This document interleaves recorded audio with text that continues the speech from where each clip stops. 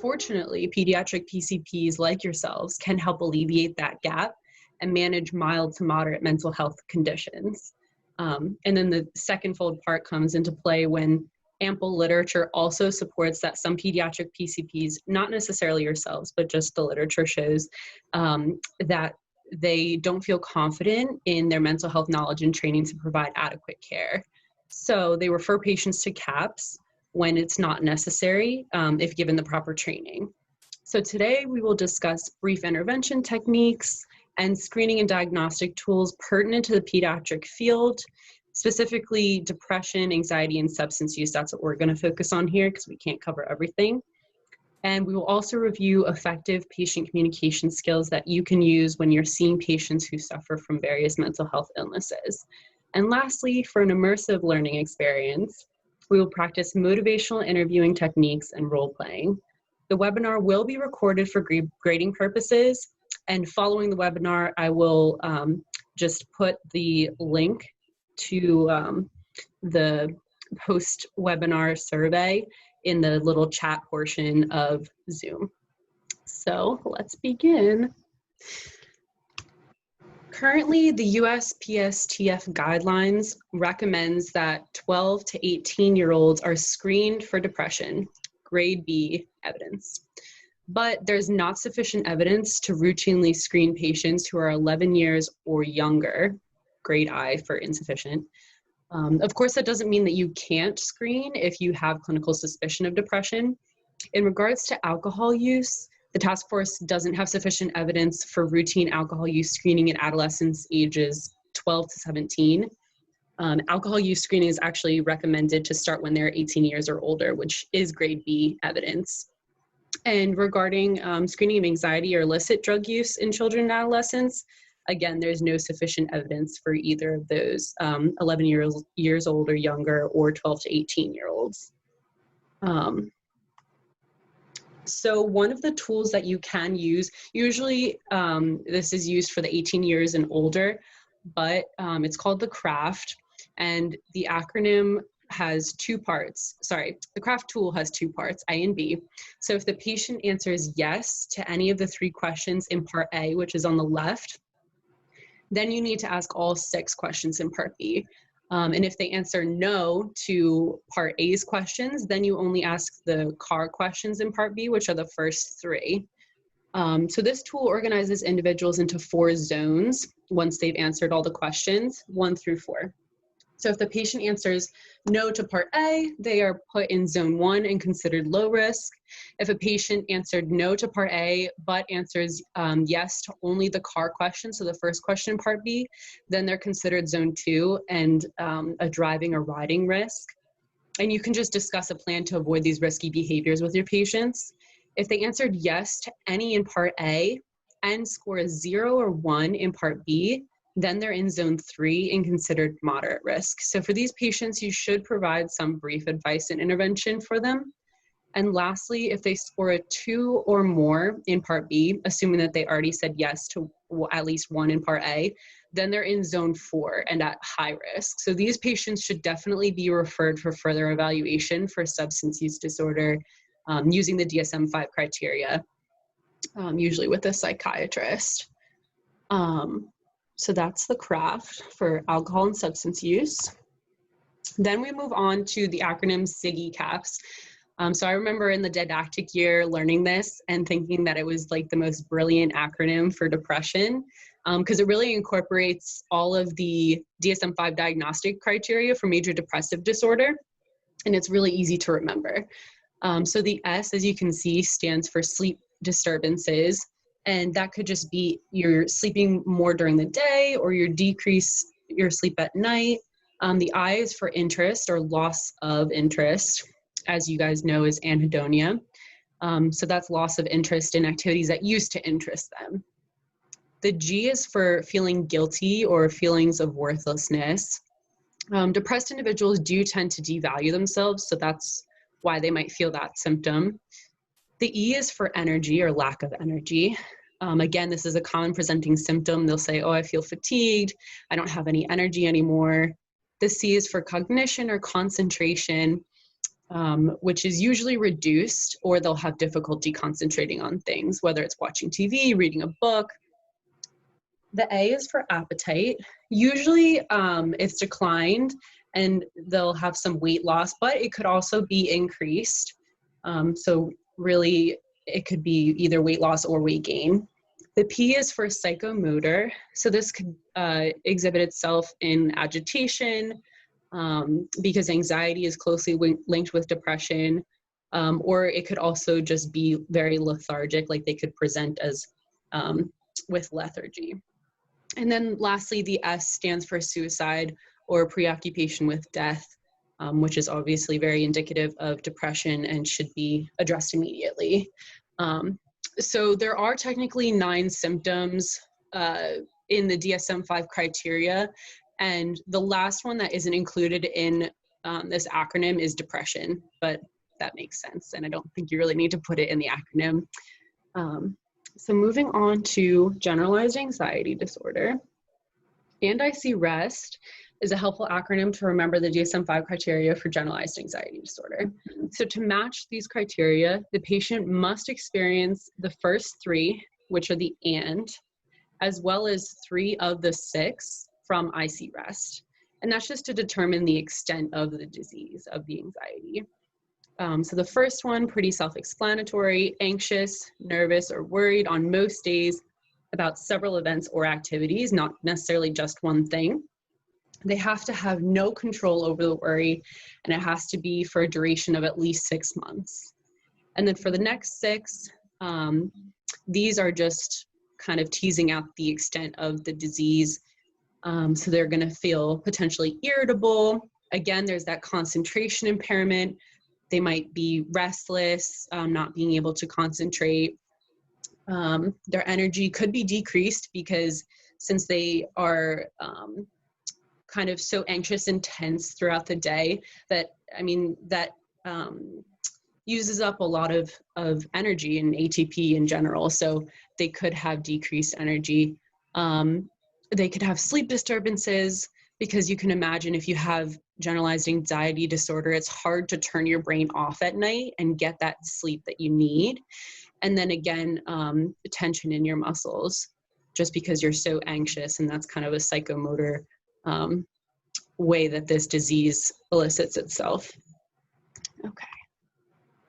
So moving on to the patient communication side of things, motivational interviewing is an effective communication method to help our patients be motivated to change their behaviors, which is especially useful with mental health, considering that depression and anxiety have roots in unhealthy circuits of thinking. So the concepts of motivational interviewing can be broken down into 3 mnemonics to remember its guiding principles, innate spirit, and important skills. The first mnemonic is rule. So this describes the core principles. The R stands for resist the writing reflex. You want to fight the urge to correct the patient with facts or medical knowledge, or even sometimes suggestions. Doing that can actually make them be less likely to want to change if they're just told what to do. The U stands for understanding the patient's motivation. So you want to employ your curiosity and help the patient elicit their own motivation for change. Maybe they don't want to change to help themselves at the moment, but perhaps that they'll take that first step for the sake of a loved one. The L stands for listen with a patient-centered approach. And that's pretty self-explanatory. I mean, really, we want to do that with all of our patients all the time.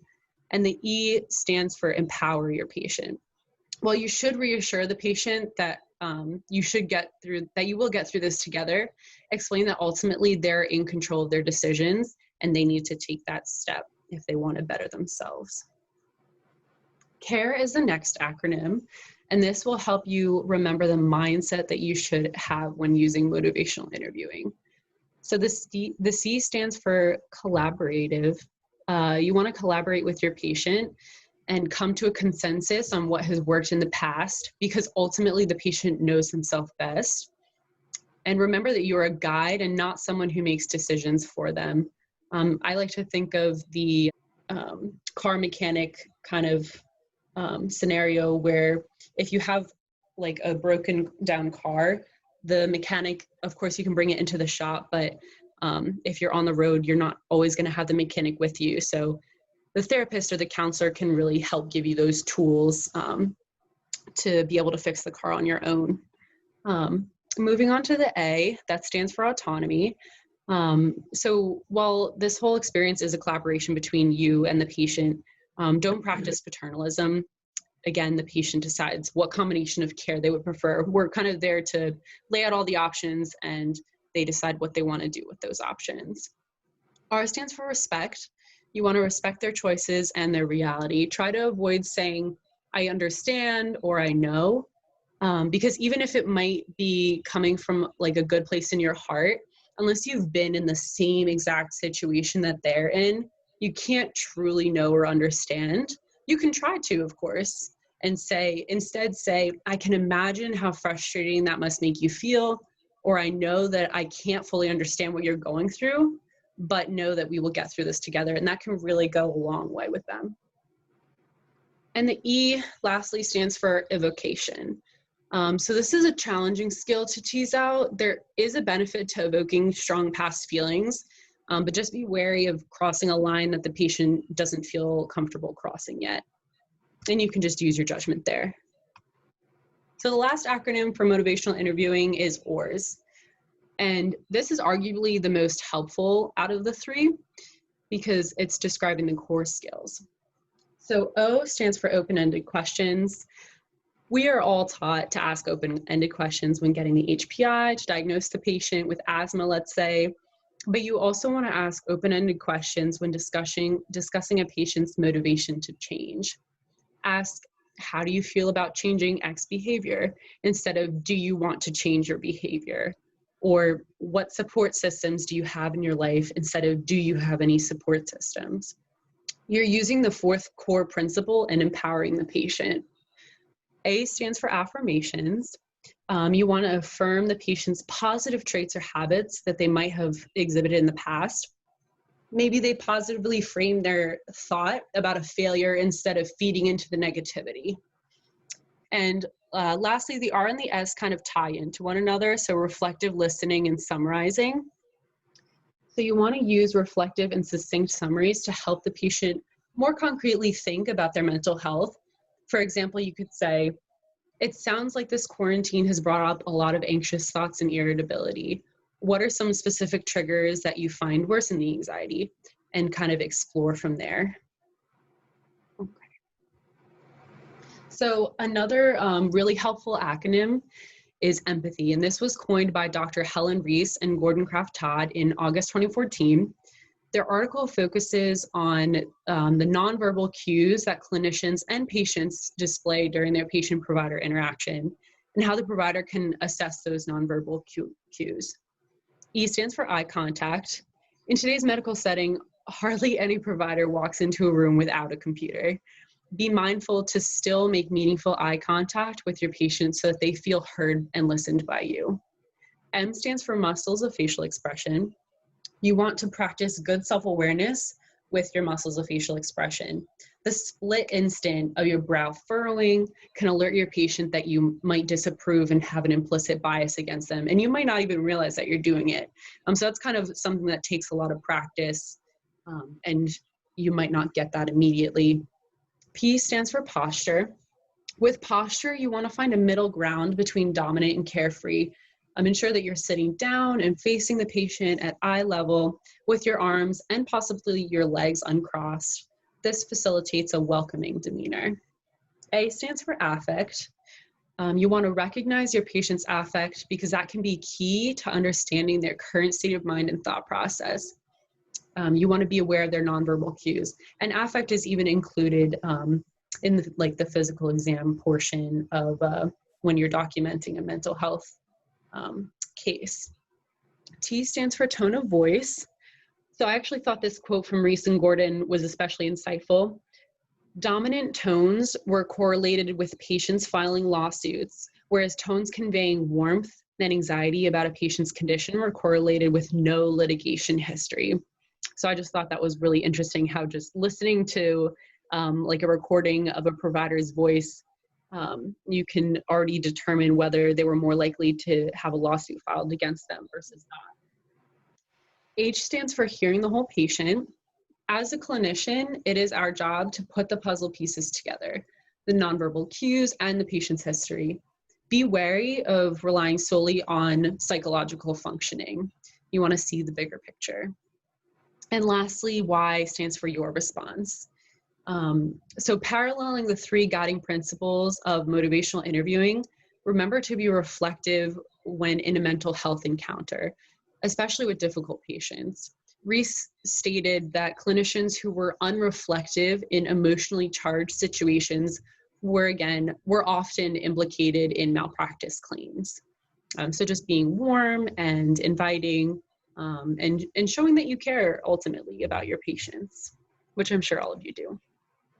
Okay. Before we move on to the cases, what questions does everyone have? Let me ask you something, Samantha. Sure. This is all time-consuming process. Yes. And does this has come into play in any of the pediatric practices that it's gonna take half an hour versus 15-minute visit, while with the psychiatry you can have an hour visit with no rush to see the next patient. Mm-hmm. So the question is, can all of these have to be in, like, the forms can be done by while they're sitting in the waiting area, or it has to be offered by the physician or a provider at that directly? That's a great question. Obviously, in an ideal world, we would want to be able to talk face-to-face with our patients. There are screening tools like the PHQ-9 that you would use for children who are 11 years, 12 years and older. I suppose you probably could take like SIGI caps and IC rest and give the craft screening tool to patients in the waiting room. But I think that these tools are also useful in a way that they're pretty succinct and they get the information that you need to know in a quick way, where I think that you'd be able to ask these questions in under 5 minutes. And of course, it's not going to be like an in-depth mental health conversation, but even just bringing up a conversation with your patient, if you notice that they're not really making eye contact with you, they're kind of hunched over a little bit, maybe not as energetic as usual, and you just ask that question of, how are you feeling? Like, are you feeling depressed? Are you feeling sad? Are you feeling guilty? And they're like, yeah, like I'm really feeling all of that. And then you're like, I hear you. Let's work through this together. Let's refer you to a counselor or a therapist. Because obviously, like, no one's expecting a pediatric PCP to be the counselor or the therapist, because you don't have time for that. But taking that 5 minutes to briefly talk with the patient and just let them know that you're there for them and that you're going to get through it together really goes a long way. Does that answer the question? Yeah. Great. Any other questions before we move on to the cases? Okay. Case number 1. So this is the first time that you're seeing Kiana, a 16-year-old female and rising high school junior, who presents for her wellness visit. She has no significant past medical history and does not take any medications. Her mother tells you that she is concerned for her daughter's recent habits with her new friends. She, meaning the mother, tells you that Kiana has been staying out late and seems to be more carefree about her summer job as a barista at Dunkin'. So for these cases, I want to encourage you to use the motivational interviewing skills and various mnemonics for the cases. Improving patient communication is ultimately the goal here, and it's more about the patient history rather than like the physical exam part of it. So I'm going to ask for a volunteer. There's 3 cases, so you can do one each or you cannot do one each. It's whatever everyone wants to do. And for each case, I'm going to be playing the patient. And also each case is going to have one of the 3 disorders that we discussed. I'll take it. Okay, Melissa. Uh, Go ahead. Okay, so how have you been sleeping lately? Sleep has been pretty okay. Okay. Um, how about the things that you usually enjoy? Are you still doing those? Yeah, with these new friends, like I'm really enjoying myself a lot, exploring new things. What kind of things are you exploring?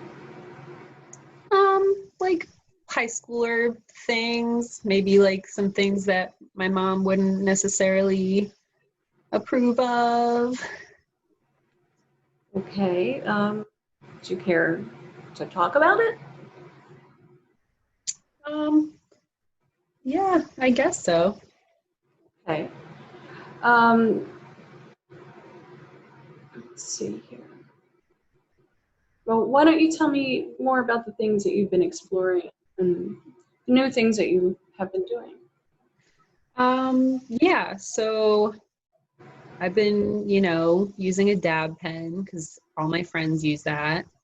Um, and just like staying out late, being Mm-hmm. in parks with them, doing those kinds of things. Okay. Um, have you experimented with any recreational drugs or alcohol use? Well, I don't really like alcohol, but I guess like recreational drugs, like that's weed, right? Like that's what's in my pen. Okay, all right. So you use a THC pen or something with marijuana in it? Yeah. Yeah. How long have you been using that for? Maybe like the last month. Okay. Um, how often do you use it? Probably every day now. Every day. Yeah. Um, do you ever drive when you're using that? Maybe like a couple of times I've done that. Okay. Um, But I don't drive if I feel like high or anything. mm, do you ever use it just regularly to kind of help you relax? Yeah, I guess so. High school is pretty stressful. Okay. Um, do you use it alone? Mm, yeah, I would say I use it alone. It's funner with friends though. Have you ever talked to your family or anybody about this? No, Or they wouldn't understand. no? It sounds like you hit all the questions, I think, unless I'm missing one in my mind. Um, clearly has something to be of concern about as far as the drug use. Mm-hmm. Um, Yep. So would you say that they need further assessment? Should you refer them? Do you think you can handle them in your practice? I think I would actually, I would refer her. Um, I would agree with you. yeah, I would probably send her, you know, for further evaluation. The fact that she's, using marijuana recreationally, um, and by herself alone, definitely makes you think that she's treating something. So there's something underlying there. Uh, Mm-hmm. and then, just putting herself at risk for substance abuse. Yep. I agree with you on all of those points. Good job, Melissa. All right. So we can move on to case number 2. Also, I'm getting a notification. This is a side note from Zoom that Oh, we're you doing 40-minute long things. So I might have to send you guys another link, possibly. I apologize for that technology issue. Okay, we can run out the time and then see what happens. All right, Brian. You have been Brian's pediatric provider for 8 years. You've seen him grow up from a shy 7-year-old to a confident, tall, and lanky 15-year-old. He's excelled in not only academia, but also on the playing field, soccer for the last 10 years on a premier club team, as well as his high school team. He has no significant past medical history and presents on this warm August afternoon for his annual physical and sports form. Who would like to take this case? Yeah, I'll take this one. That's Okay. fine. Perfect. All right. Go ahead. So, how are things going, Brian? They're okay. I have soccer coming up. Yeah, and what other activities do you do? Nothing really. Just soccer. Just soccer? Yeah. Do you feel like you've been eating okay and kind of, going through all your activities okay without any stress, or has that been consuming a lot of your time? I guess eating's been okay, but I just feel kind of off lately. Like real tired. What kind of stuff have you been thinking about? Just like canceling on friends' plans, and I just don't really feel like going out with them anymore. I have these summer readings that I have to do for school, but I don't really want to do them. I feel like I'm sleeping all the time. I don't know. Is this normal? Well, it could be, sometimes it can be normal, and sometimes it could be a sign of some other things that are happening in you. Do you feel like you would enjoy playing soccer and, doing all your academics right now, or do you feel like it's kind of a chore? I feel like it's kind of a chore. Like, I mean, you know how passionate I am about soccer, but lately I just don't get that same excitement when I'm out on the field. Sometimes I don't even go because I just don't feel like it. How do you feel like your appetite has been? I think appetite has been pretty okay. I don't think that's really changed much. Yeah. Do you feel like you've been like moving slower than usual? Yeah, maybe. Yeah. And sleeping quite a bit also, right? Yeah, definitely taking long naps during the day. But then the thing is, I can't sleep at night. It's really weird. What kind of stuff are you thinking about at night? I just don't like being alone with my thoughts. It's kind of scary. Like, I'm not necessarily worried about anything, but I also just like, I don't know, I feel guilty for not feeling motivated to do things. Do you ever feel like hurting yourself or hurting anyone else? No, Have you ever had thoughts about that? no, I haven't. No. Have you ever considered talking to someone about these feelings? I guess that might help. Yeah. Has this ever happened to you before? No, I've never felt this way before. Do you know if anyone in your family has ever felt that way before? We don't really talk about our feelings, so I don't know. Is there someone that you could talk about it with in your family, or do you feel like I could recommend someone you could talk with? I think a recommendation would be good. I could probably bring it up to my mom too, but I think talking to someone outside the family would be good. Yeah. How do you feel like about taking some resources from us so that you would be able to reach out to me or somebody else if you needed help? Yeah, I think that's a good idea. Great. That was good. Lots of open-ended questions. I like it. Melissa, you were great too. All right, so there is less than a minute to this Zoom call. So I am going to create another Zoom real quick. Okay, now we have everyone again. Again, thanks for the flexibility. All right, I'll share my screen and then we'll do the last case. And then we'll do the survey at the end. Okay, case number 3. Allison is a 17-year-old female who has been a patient at your practice for the last 5 years. You've seen her mature throughout high school and blossom into a young adult, as she is now a rising high school senior. A few months ago, you saw her for her annual wellness visit and noticed that Allison was a bit on edge. However, you attributed the tension to the COVID pandemic. Today, she returns to your office for a sick visit concerning her suspected worsening anxiety. She has no significant past medical history and does not take any medications. Dr. Nath, did you want to take this? Yeah, I will. And um, can you explain how long you have been these symptoms? It is just the COVID related issues, or how long these symptoms are going on? I think it's been since January. I feel nervous and like on edge all the time. So you would say around 6 months or so, right? Yeah, I guess so. Yeah. Does these symptoms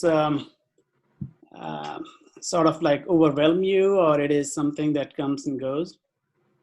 No, I feel like I have no control over it. I just feel really overwhelmed. It can't stop. I can't stop it. Right, right. I understand. It's something we all worry about or think about. But does that make you feel like you have become irritable a lot? Your friends or parents suggest that you are not the usual self that you used to be? Yeah, they actually noticed like recently that I just kind of snap at them for no reason. And I feel bad about it. I don't know where it comes from. I just get really irritable and kind of angry, but for not any good reason. I understand, and I feel that we will work together to find some solution or some way to help you out. Thank Now, you. how's your school performance going on? School's, I guess, stressful too. I mean, college applications.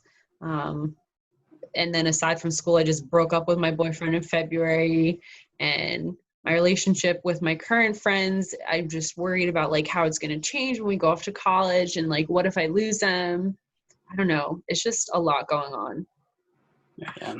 Yeah, I understand, and I feel like again is not to repeat, but we're going to work together to find a solution for this. Just as a side of that, you think your sleeping is the same, different? How do you assess your sleep? I can't turn my brain off at night. Like I try so hard to like count sheep or like breathe through it and focus on my breathing. It just doesn't work. Nothing works. Yeah.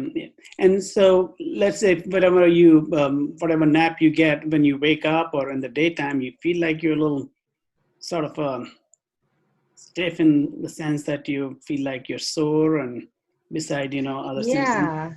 Yeah. That's a good way to put it. Yeah. So, yeah, it looks like, the way you have been handling these symptoms for that long, that we probably would help you out with some sort of intervention. If you're going to be okay with that, or what do you think would be the best route for you? Is that the only option, or what do you recommend? Do you think that's best? Yeah. So,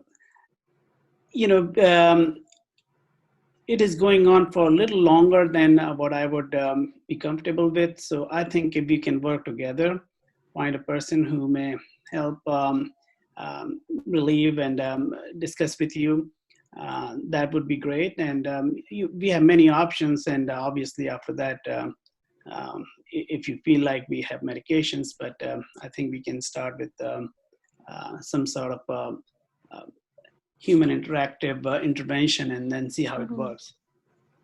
Okay, yeah, that sounds like a good plan. All right, so we shall work on with you, and I'm definitely going to help you out. Thank you. All right, well, that was the last case.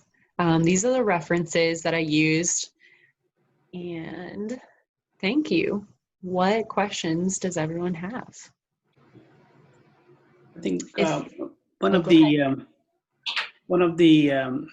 issue that comes up is if the screening is positive in the outpatient setting, and by any chance we get into the arena of where says, I feel like sometimes I want to hurt, or I want to hurt somebody else. That's where the main issue comes in. What should be your next step, and how you have to communicate that part. Right. That can definitely obviously will take a lot longer of, you know, a typical 15-minute kind of wellness visit. As for next steps, again, it depends on how great of a threat the patient is to themselves or to others. And ultimately that'll kind of be at your clinical discretion. So maybe they do need to, like, you need to call 911, bring them to the hospital, and I think it's called like a 302 in Pennsylvania, correct me if I'm wrong. And maybe the patient needs that and that's what's best for them. Or maybe you do have time to play with, and even if they are self-harming, maybe it's not an immediate threat, depending on what kind of self-harm and how frequently they're doing it. So maybe you could do like an intensive outpatient referral. So it definitely, mental health just varies so much on a case-to-case basis. Does that answer the question? Yeah. I mean, because, you know, when we say that we are doing an interview and a screening, then we also have to have some point of intervention available. Right. If you're going to give a screening tool or something, you have to have a plan for what you're going to do with those results afterwards. Right. Yeah, definitely. Yeah. Mm-hmm. But that was a great presentation before, you know, other people. It was.